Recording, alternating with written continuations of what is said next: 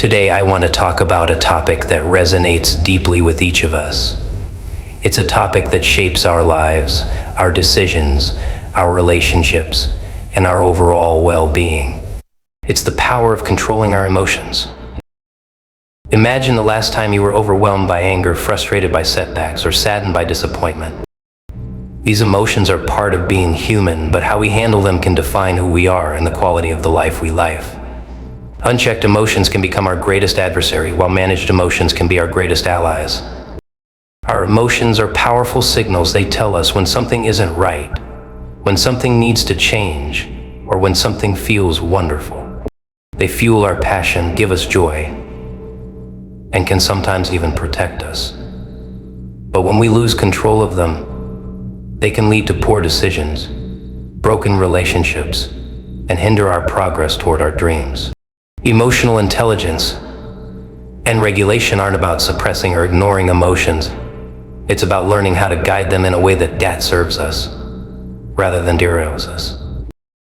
Emotional control begins with self-awareness. We have to recognize and understand our feelings before we can manage them. This awareness allows us to pause, reflect, and make conscious decisions rather than reactive ones.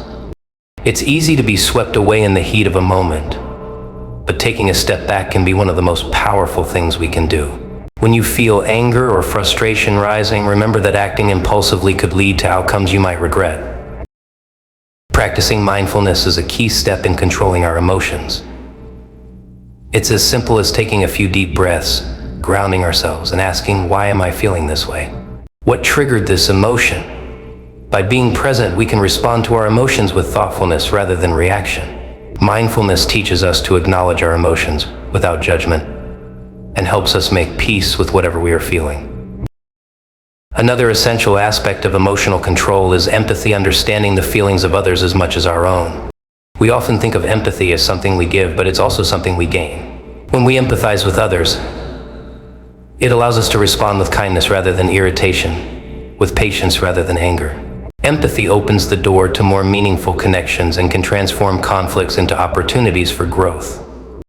We all face difficult moments, whether it's the stress of daily life, a challenging relationship, or the weight of a personal loss. These moments can test our emotional strength.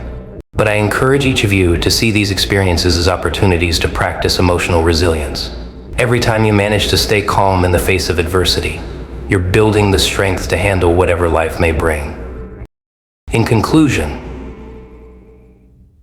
controlling our emotions is not about denying our humanity. It's about empowering ourselves to live a more fulfilling life.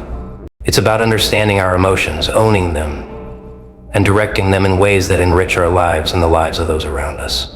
By mastering our emotions, we become better friends, partners, colleagues, and leaders. So next time you feel overwhelmed, remember you are not your emotions, but you are in control of how you respond to them. Let's all strive to be the masters of our minds, the stewards of our souls, and the architects of our own emotional well-being.